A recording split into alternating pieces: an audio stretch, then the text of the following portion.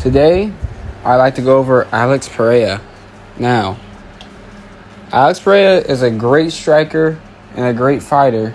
However, I like to say he is not an excellent MMA fighter.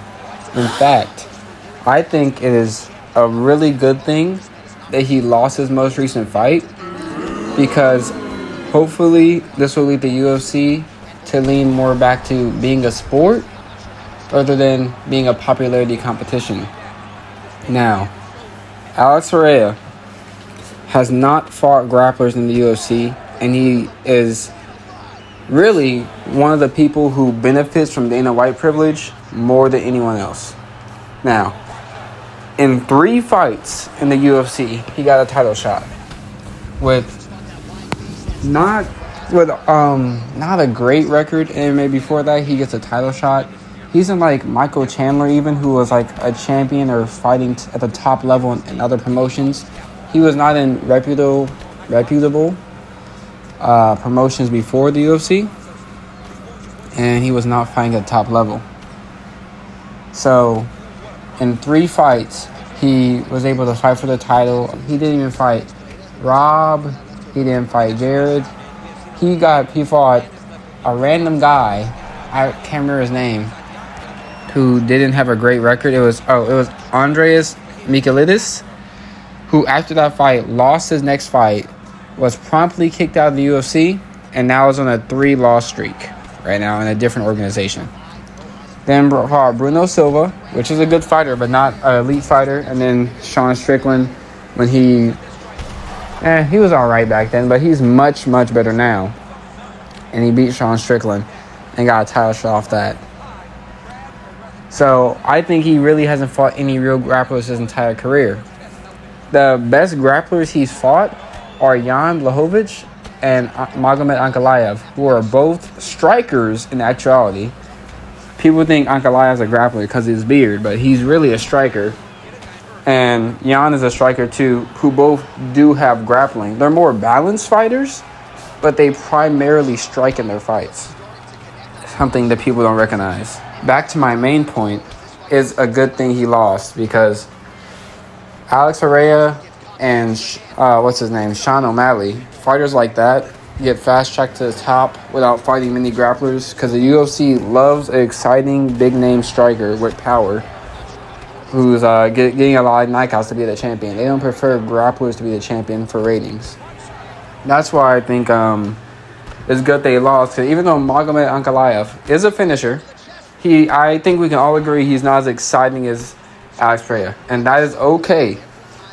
That is okay. The only way for the sport to progress and evolve is to have these boring champs so someone can learn to beat their style. We have to learn the blueprint to beat these guys like Bilal, or let's say Ankalaev if he started clinching like every fight, or even all these clinchers, all these frequent clinchers like Merab, who I think Merab is way overhyped for being exciting. He just does like 3 things that people put on TikTok for the entire fight, and it's boring the whole rest of the fight, but that's neither here nor there. The reason these guys are champions right now is because we don't know how to beat them. Being a controlling fighter like the Chael Sonnens has been very successful in the UFC career, or just MMA in general, I should say. Because we keep doing this where we put these exciting knockout fighters at the top, and then people realize, you can gas out these guys with knockout power. They put these kickboxers, we can take them down. Jiu-jitsu guys, don't let them take you down, good stand-up, and have strong wrestling base. Now we have all these strong wrestlers are dominating UFC, but we don't know how to stop them. Like, what's the counter to Khabib? An excellent takedown defense? But then they get you against the cage, and then they still take you down. Then what? You get dominated from the top too, you get too tired, and then you look like a bad striker on the feet. And the threat of the takedown, which also helped nullify Alex Pereira's offense, or any kickboxer's offense for that matter, and make, let's say, Khabib versus Conor, where it made Conor get nearly knocked down by Khabib just because of the threat of the takedown when they dip down. So, what can you really do against these fighters to beat them? I'm not sure. All you can say is have excellent takedown defense and keep off the cage. until they just do a blast up at you. You can only defend that by going back, and now you're against the cage anyway. We don't know how to beat these guys yet. And we won't know how to beat these guys if we keep letting people duck them and letting top-level strikers with who haven't been tested by grapplers keep winning. Because these strikers will develop a way to beat these grapplers. They will. The only way we've really seen strikers beat grapplers is with just knocking them out early before they can get their hands on them. Like Sean O'Malley versus Aljamain Sterling. Just knocking them out before they even have a chance to really get them. But in a long fight where the guy has a chin like Khabib or even Ankalaev or even Bilal. Bilal has a decent chin. Or he has been knocked out a few times, but a decent chin. How do we get to these guys? Or have good defense? How do we get to them in a longer fight? And I've seen time and time again, strikers do not. Strikers cannot beat them. They eventually get taken down and as they're a fish out of water. I understand like a good defense would be jiu-jitsu, but not everyone's going to have top-level jiu-jitsu. There has to be a better way to beat the strong wrestler in MMA, the top-level wrestler, these Khamzat Chimaevs, these Khabibs, these Islams, Bilal, Marabs. They're right now, they're controlling the sport, and that's a good thing. The sport has to evolve by beating these guys, you know?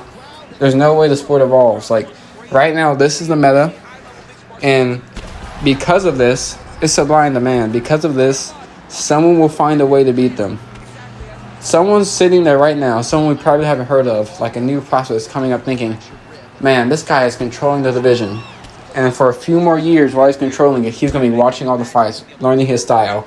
He's going to just get with his coaches and poof, think of a way to defeat these top-level wrestlers. Some new technique we haven't even thought of or some new strategy. And that's good. That's how MMA keeps getting better, and that's how MMA lasts a long time. People will stop watching MMA if it's clear that they just want the same guys to be at the top, the same type of fight, the same boring fights. Now, I love entertaining fights as much as the next guy, but I also love MMA as a sport. And in conclusion, I really think that Alex Pereira losing is good for the sport because it allows it to evolve.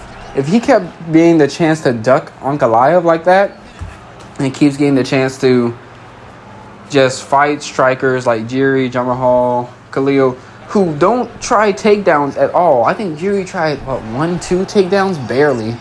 But these guys who aren't, or Israel Adesanya too, who aren't attempting to take down Alex, and he just keeps getting to fight strikers forever, cool, I'd love to see a striking match. But at the same time, I could just watch kickboxing or Muay Thai, or boxing, or whatever. So if we really want to see, like, the sport evolve, we have to mix the martial art and mixed martial arts. How does Alex defend the takedown this way? How does he defend this type of wrestler? How does he defend someone who's pulling guard? How does he defend this, and that? And how do these wrestlers attack strikers in different way? How are they like the wrestlers overhand that they're doing now, where you can't tell if they're reaching down for a leg or throwing an overhand when they dip their head? That strategy was specifically made to counter these strong strikers who are already wary of the takedown. So what strategy can counter that strategy? Like, there's so many things we don't know. MMA is still a relatively new sport, and I like to see it evolve into new techniques and see new things in my lifetime. And just having striking matches over and over again without different types of matchups will not achieve that result. So I'm glad. I can't wait to see who's going to put it on Ankalaev, especially with his defensive leg kicks, because that was his weakness since the John fight, is him taking those leg kicks. I mean, we don't have any really high submission threats like Paul Craig, and Paul Craig really got a lucky submission against him anyway. So his only loss, I think we can all agree, he beat Paul Craig now. And Paul Craig's not even in the division anymore. So I'm really excited to see who can take on Ankalaev next. He has great boxing. He has grappling if he needs it. They can mix it up. And he has good cardio, good chin.